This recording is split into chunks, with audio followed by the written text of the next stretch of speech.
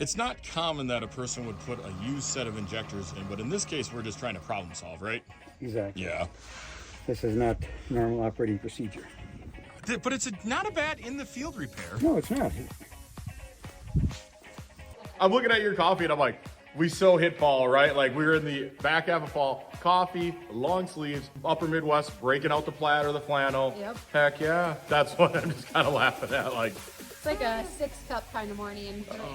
it's okay. We've all earned it, right? We've all earned it.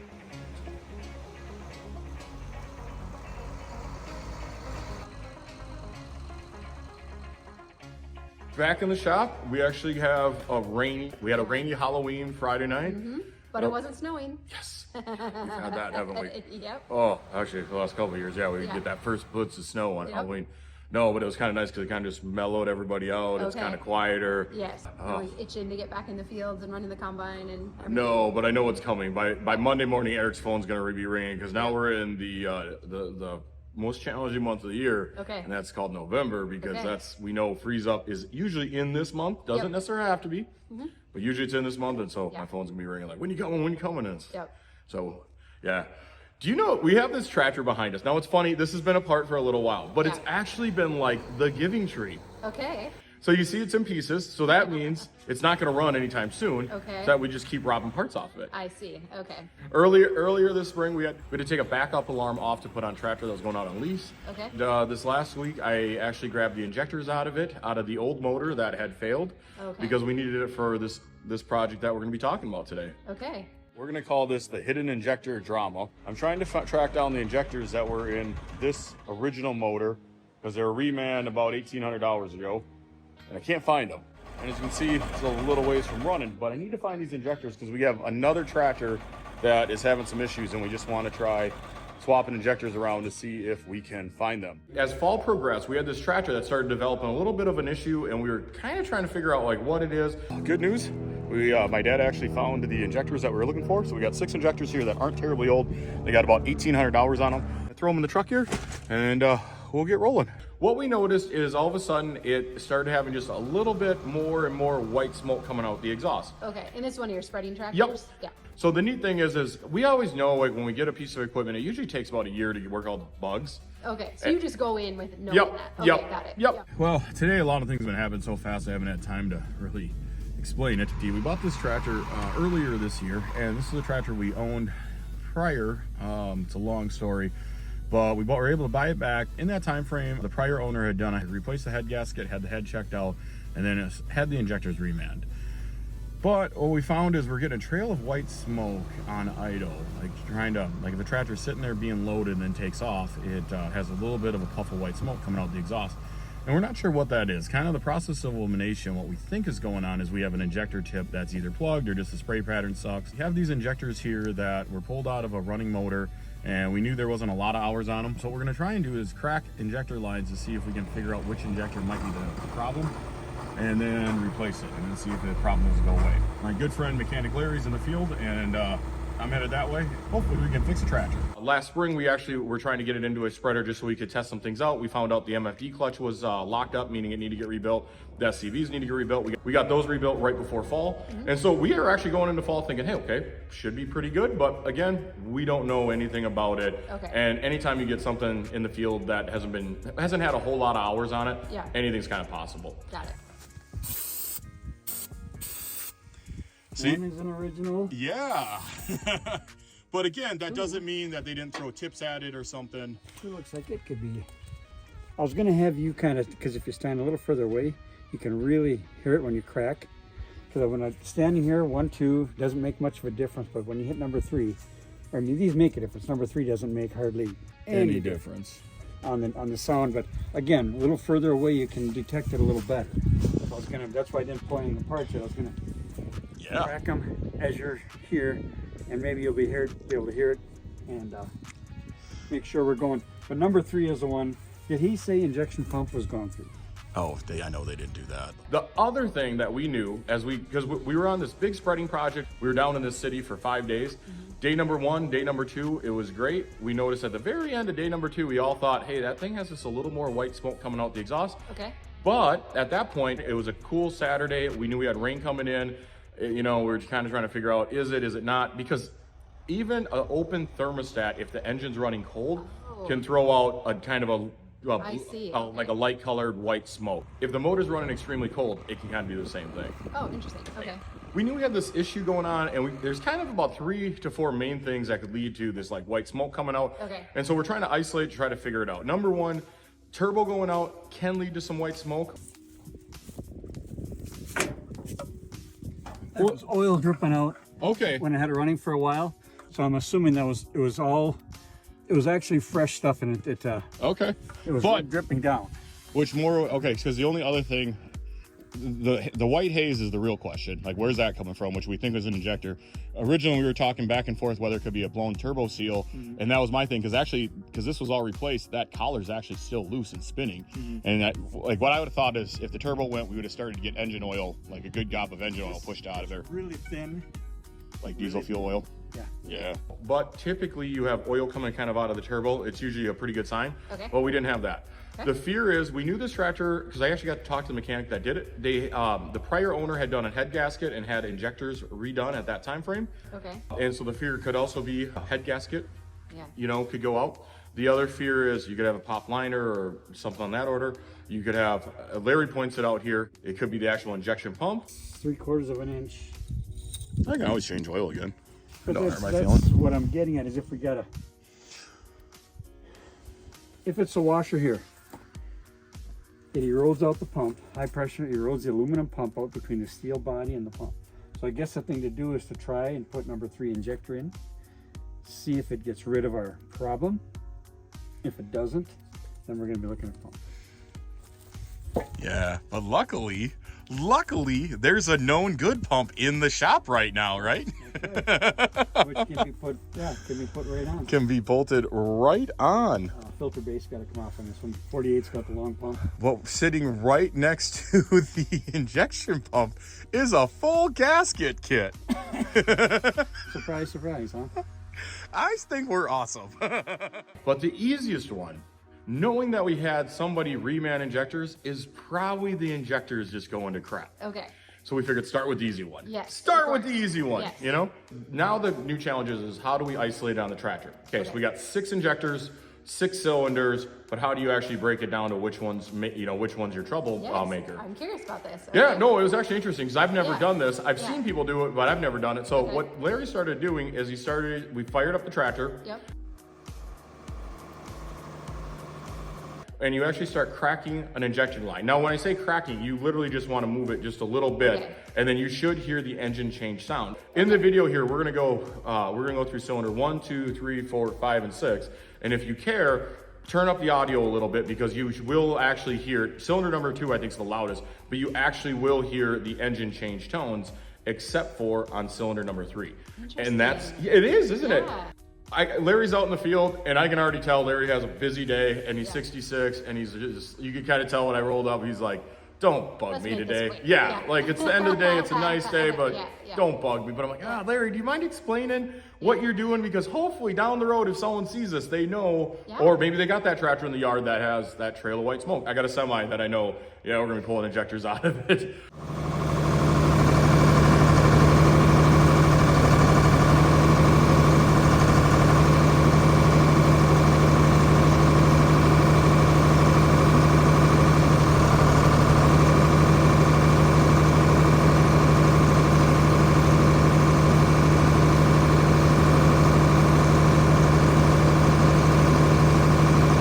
Larry starts cracking injectors, goes 1, 2, and then immediately at 3, you hear no engine differential. Okay. You know, when he cracks it.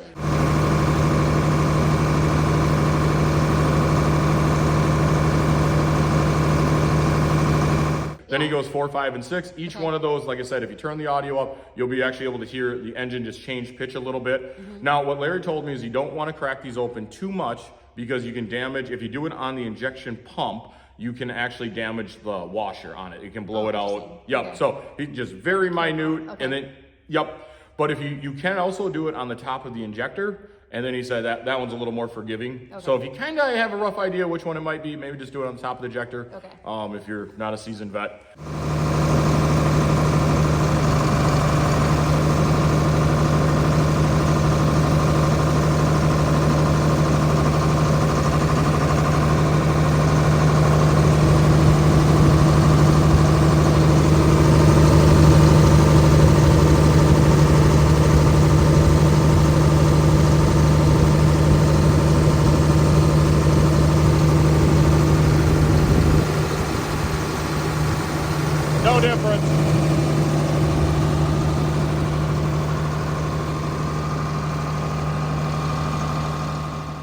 Larry starts going through the injector. Sure enough, we find our number 3, and he actually goes back to it again. No engine differential change in audible noise. Okay. And so now we know we shut the tractor back off. And again, probably real quick, what do the injections do on the engine? Okay. And so why is this test working? Yep. So older equipment is what they call, an older tractor like this is what they call a mechanical fuel system. So it's actually the fuel delivery system. And so the injection pump takes fuel from the fuel tank, puts it through the injection at a certain specific ratio and rate and timing, takes it, puts it through these lines and then into the injectors themselves. When the injectors sense pressure, they burst open and like basically a mist, and then the piston comes up, ignites, and that's how you have power. Now the crazy thing is when you think about it, that motor typically is running about 2,000 RPMs, 2,000 revolutions per minute during this whole time. So when we tell you, usually what you find is guys that specialize in fuel injection stuff, that's what they do. They don't rebuild motors, they don't rebuild tractors, they're the injection pump guy. Because that in and of itself is a specialty. It's its own little motor, yeah. Newer stuff, in some ways it's easier because you have electronic injectors, so you can actually hook up the laptop and then see which one has a misfire. But we've also had it where the electronics are reading just fine, but we still have an issue. So then you're just usually pulling all of them out. Okay. The whole line kit off. Have to take this off to get it out of there. Have to take this off to get it out of there. Go ahead and do it. Yeah, go ahead. Oh, heck yeah. I wish there was a way I could take this number 3 out. If you did that, then what you'd have to do is take the spacer out, the spacers out, because I did do that once. But you gotta remember, like, I suck compared to you. Like, you're the 40-year vet. Eric's just wrench spinner guy. People always seem to have an opinion, either the old stuff's easier, the new stuff's easier. I think it's whatever you're used to and fluid with. So going to it, we start removing the injector lines and So you could tell then the third one was bad because it's not allowing any fuel into, okay. Yeah, it didn't change the pitch. And so what we just knew is that one, more than likely the spray pattern wasn't right, and that's if it was opening. The other thing is like they open more frequently with the more pressure, and there's kind of like just a whole science in it. But we start removing, Larry starts removing all the lines, and pretty soon he's getting the injector crack loose.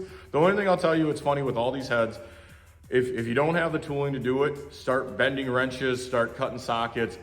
What I'll tell you is usually you're gonna get like 4 off easily. Okay. And then there's always 1 to 2 lines that, depending on the direction the nut is, you might have to break out a crow's foot.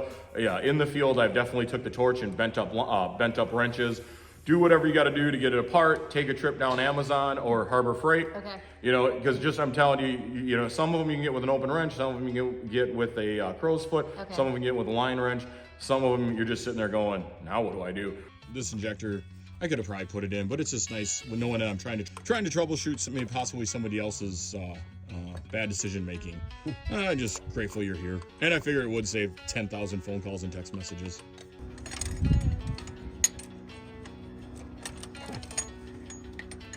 We were almost at that point. Larry was there was one that just, it wasn't lined up at all, and just, we were fighting it. So if you fight it, don't worry, you're in a safe spot.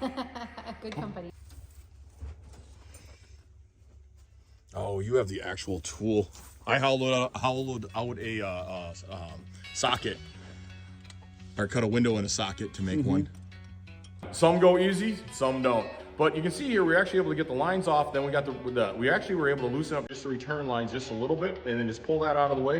And then pretty soon Larry was actually able to pull the injector out. Okay, so right there, she's spinning out. So it was out at one point. Oh, look at that. Ooh, look at that wet tip. But look at the never sees. Thanks, Bill. They did. Thanks, Bill. But a lot of fuel down there in the tip. Yep. So I would say we're after the right thing. You got a preference which number we put in there? The cleanest one. There. Not in pieces? Those aren't in pieces. Those are all complete. But you'll see some are cleaner than others. But they were labeled what cylinder they were. There was a couple in there that looked really nice.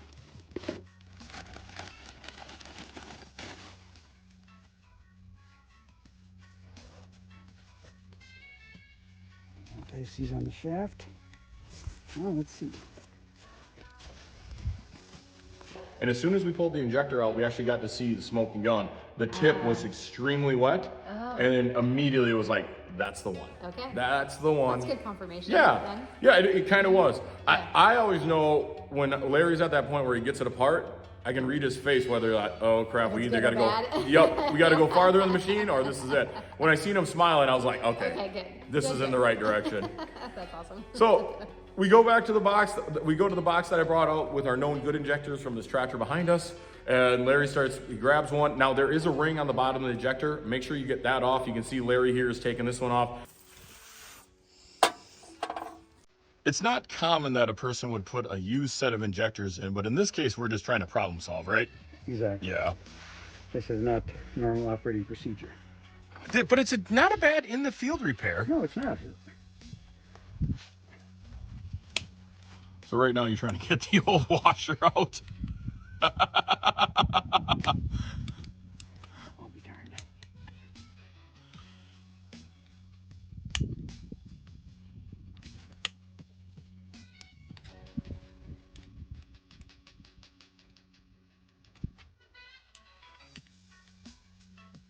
Feisty little guy.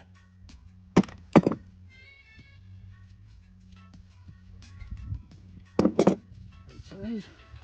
There's two different sizes too. Really? Okay. So real quick, It's the latest one. Remember, you got one engine that's this is the latest one. It has the Deere front end under it instead of the ZF. latest engines had a smaller diameter tip. Okay, so real quick, you have Bosch, you have Robert Bosch and Nippendenzel injectors. Mm-hmm. Did one come out earlier, or is it hit and miss? Because when I was at Deere looking at it, they wanted the block number to match it up, to make sure they had the right one, and I knew I didn't have the block number, the actual engine serial number. I think it was whatever they had on their shelf at the time it was being built. Okay. I think. I don't know that for a fact, but I always thought you could have either one, because I don't recall seeing a serial break in the book. Okay. Well, and that's the tough thing as we're dealing with this stuff 25 to 40 years later. Okay, yeah, because like you can see OEM doing that. Hey, whatever they had, Nippendenzel could get us X quantity, Bosch could get us X quantity. They just marked it down on the serial break, what engine number it would have been. But then now that and all these numbers have subbed up 3-4 times. Mm-hmm. Yeah, I just wasn't sure because when we were talking with the parts guys at Deere, that was the question that came up. Was it Nippendenzel or Bosch? I thought the Bosches were much more readily available, but our local John Deere dealer did not have them in stock. So, that was the one thing. I ran to John Deere and got new, I forgot what they call them, if it's a sealing ring, but basically a sealing ring. You'll find it on the parts breakdown. We put a new ring on it. Reed never sees that collar, just so if we got to take them off. Okay. Larry starts installing the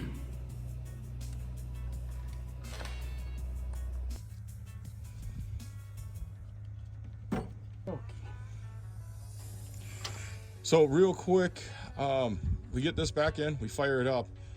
Do you think the smoke would clear up immediately, or is it going to take a couple minutes? It'll take a little while, because it's going to burn it out. Washing that cylinder down for a while. Nice.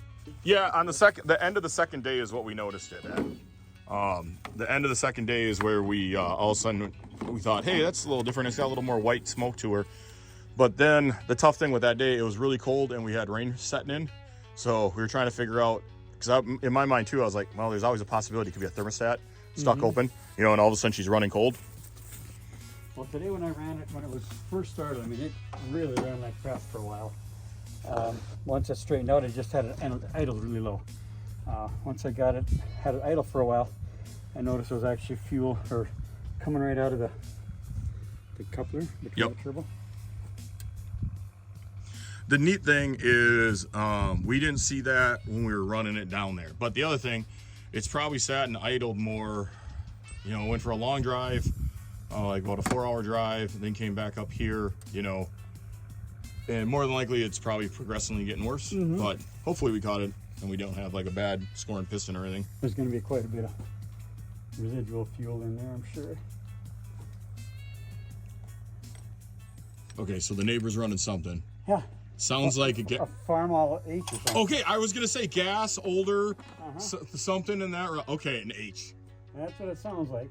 Okay, so if you didn't grow up on a farm, this last comment was actually really funny because old timers would actually talk about being able to hear the tractor coming down the road and know which neighbor it was. Now, my family grew up with a lot of Massey Harrises, but we also had some 720s, 730s. What I remember, there wasn't a lot of IHs in my neighborhood, but man, there definitely was a lot of Farmalls and Internationals around, that's for sure.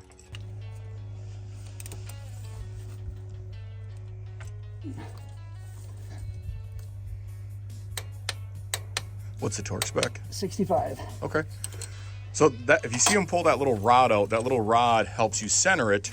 And you can do it if you don't have a specialty tool like that, but it helps you center it so you can get the return nipple in place and lined up. So proper tooling always makes it better. Real quick, seeing the wet tip on the injector, does that make you feel it's more likely the injector, not the pump? Okay. I kind of figured, but I wasn't sure. Yep, because it's just not atomizing. It's probably piston fuel straight through. Gotcha.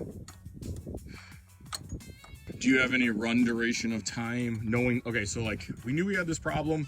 Like I said, it started acting up the end of day 2. So let's just say the beginning of day 3. Day 3 we would have put about 8 hours on it. Day 4 we would have put about 10 hours on it. Probably 4 to 5 spreading, and then 4 hours driving it back. What do you think the time frame would be before you'd have like a scoring piston, scoring cylinder? With how you weren't, I mean, just driving it is not a big load. Yep. So you weren't, if you had it in a ripper all day, or 8 hours like that, I'd say within a matter of hours it would have scored. Okay. When I had it running, I also checked, for the hell of it, I checked the blow by, and it doesn't feel like it was excessive. Yeah. Well, and the other thing, you know how it is when we're spreading. I just know this from load sheets. Okay, you take 3 minutes to load the spreader, you go across the field, you come back, it sits for 3 minutes. You know, it's about a 10-minute round trip. And so even that isn't like a hard load like ripping. Right. That's getting a break. But if you were in a ripper, the thing that'd probably be driving you nuts is the fact that, hey, you know, you don't have full power. It should have been. Yeah, I should have noticed. You know, where we probably doing what we do with is pulling a spreader around. Guy probably didn't notice that. I'll cover gasket sticks out just a little bit, and then I can't get the wrench. Larry starts installing the new injector, starts putting all the lines back. Again, it's not rocket science, but the reason I wanted to call Larry out and I even talk about it, the reason I wanted you out here, Larry, is it was just going to be faster. You're going to do this. This is your wheelhouse. Well, and you're trying to get this tractor back in the field, Yep. right? Ultimately, like the weather's holding and you just want to get your spreading project done. The other fear is if like the tip would close completely, you could score the cylinder and the piston. So it actually has some pretty big negative consequences. Yeah. So the other aspect of it too is we wanted to get it, okay, so we're over the halfway mark in fall for spreading, but we still got one good like final push coming up here the next week to 10 days. And the thought is, hey, if we can fix this problem now, then we know what we're gonna do. Then what we're gonna do is get all 6 injectors redone. Okay. But it gives us time to keep working out the bugs. Right now. Yeah, yep, for sure. To keep working out the bugs. Because like I said, every time we buy a piece of equipment, it usually takes about a year to work all those little bugs out. Yeah. Larry starts installing the injector, starts reinstalling the lines. Sure enough, we fire up the tractor. So you were actually able to pull all those injector lines out of the way. It makes it the easiest if you leave them all together, doesn't it? Oh, absolutely. Take them apart, It's kind of becoming an octopus then. Things are going everywhere. We're going to crank the engine over because right now all of our fuel lines got air in the lines, and if we just tighten them up, it's going to take a while. With zero resistance, when it's loose at the injector, fuel will go right straight through. So you got the line on top of the injector loose. They're all loose. On 1 through 6, they're all loose yet. We're going to crank it until we get oil or fuel spurting out. And once we get the fuel, we'll tighten them up and start it. Perfect. Okay. Up knob is in. It's out. In. In? Oh. Probably makes sense now.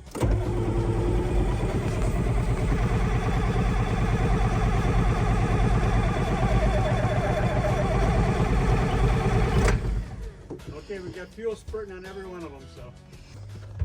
That's why when you run a tractor out of fuel in the field or in the yard, whatever, that's why you need to crack the lines at the injectors, because you don't have any fuel resistance then to bleed all the air out of the pump. Otherwise, you just kind of try to compress air versus compressing fuel. You know what amazes me? I talk to farmers that have never ran a tractor out of fuel, and for us, it's like a yearly thing. Whether it's a semi, an excavator, a tractor, we're on the way to our big spreading project. Guys call me, oh, it just has no power and it just shut off. Would you believe it that the tractor left the yard only half full of fuel? Like, yeah, it happens. See what I mean by the valve cover gasket sticks out just a little bit, and that catches your wrench. It's over the front edge. It's just enough that it catches. Good thing you're feisty, right? Good thing you're feisty. That look right there, that means Eric walks away. Okay, you ready?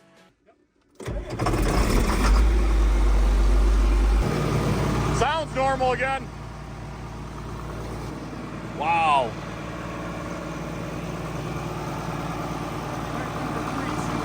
Yeah.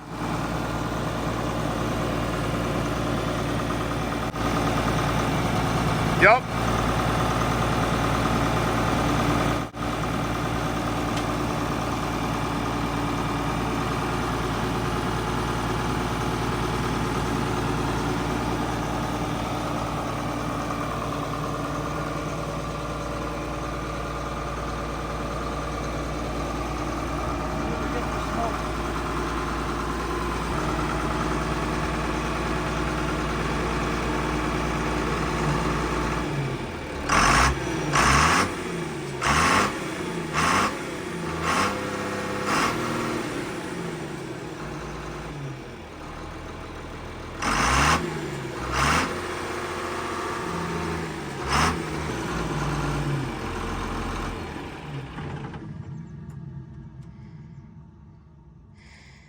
Happy, Larry?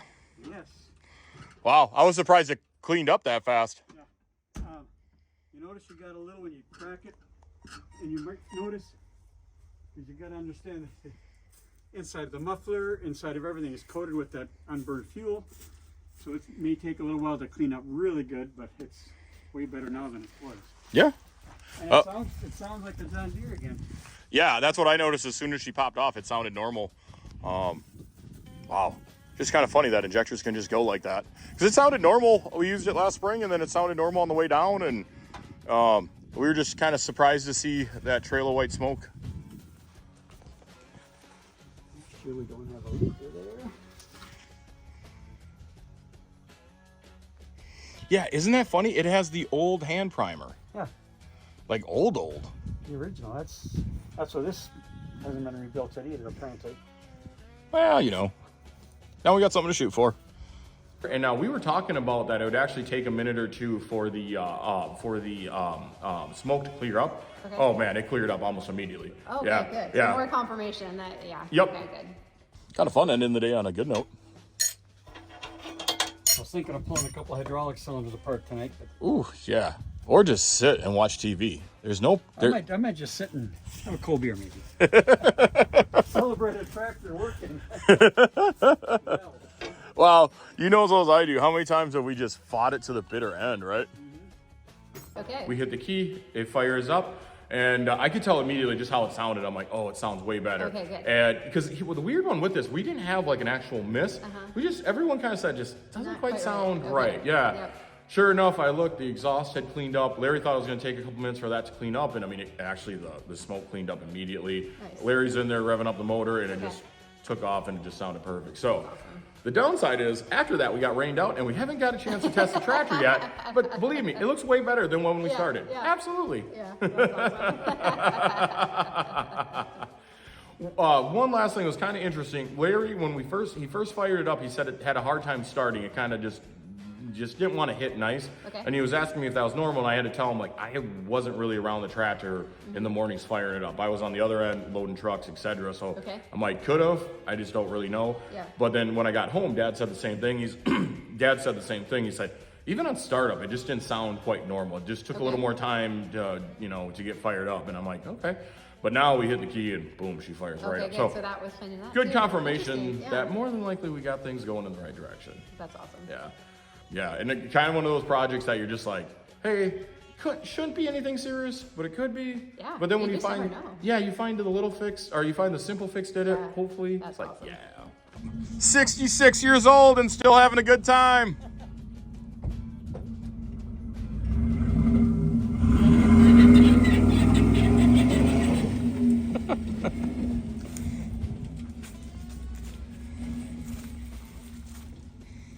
is that okay? Yeah, that's not bad.